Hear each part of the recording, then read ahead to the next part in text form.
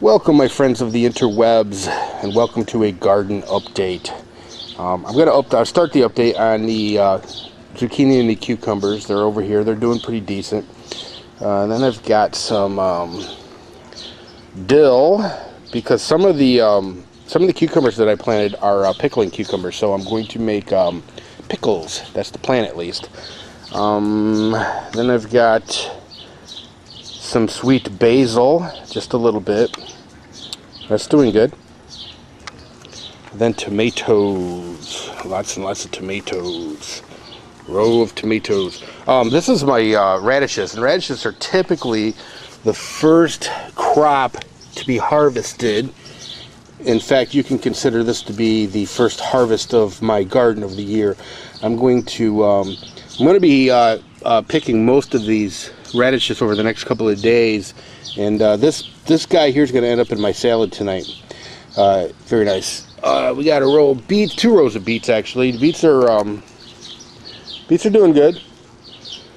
They're coming along. Beets are coming along nicely. And next to the beets, I've got lettuce, and the lettuce is starting to look really good. In fact, it's ready to harvest. I'm going to pick some lettuce tonight for my garden. Excuse me, for my salad. At the end of that lettuce row is, let me zoom in. That's just a little bit of mustard greens for me. Some leftover seed that I had from last year, because I planted a lot of mustard last year, but I wanted to use it up. Sorry about the camera work, the funky camera work.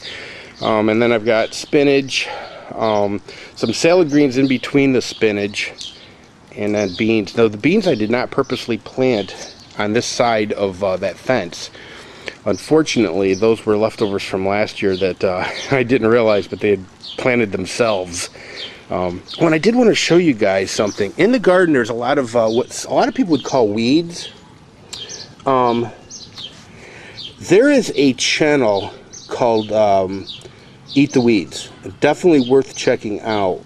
This is called purslane, okay, and it's an edible weed, and apparently, I'm told at least, that this is the most nutritious plant on the planet.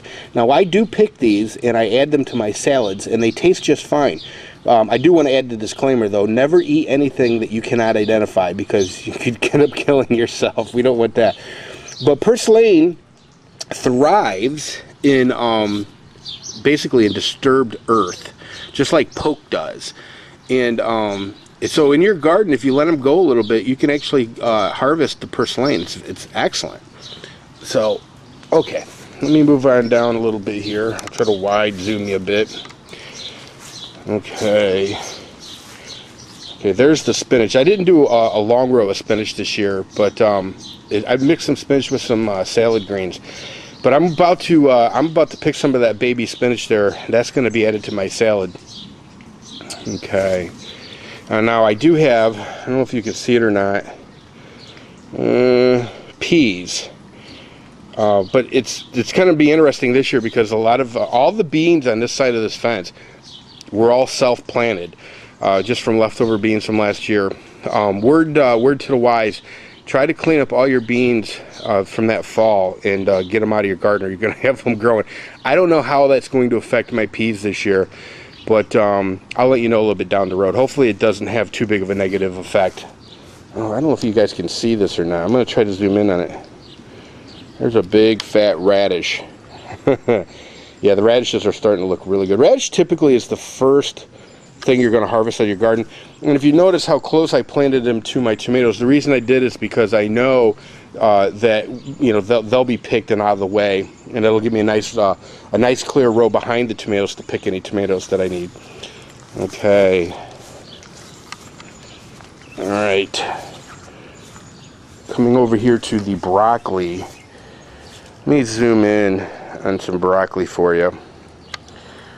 It's looking good. It's looking really good. You know, broccoli is one of those vegetables that's not really affected very much from bugs. In fact, if you are at the grocery store, I urge you, do not pay any more for organic broccoli than you do for regular broccoli, because almost no pesticide, well, in fact, I will say no pesticide ever is used in growing broccoli, because they don't need to, and farmers aren't going to spend the money for pesticide if they don't need to. So when you're spending extra money for organic broccoli, and this goes for a lot of vegetables, by the way. I know the organic Nazis out there are going to get pissed at me saying this, but there are a lot of vegetables that you're paying a premium for at the grocery store that you're just getting sucked in, bottom line. So anyway, having said that, broccoli's good for you. And next to it I have peppers, bell peppers, jalapeno peppers, chili peppers.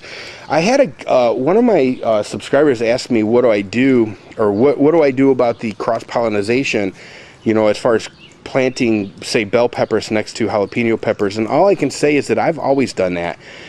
And I've never had, listen, I'm no expert on cross-pollination, but I've never had any issues with bell peppers tasting hot or jalapeno peppers not tasting hot. So, you know, I don't know what to tell you. So anyway, here's some eggplant. Looking forward to that.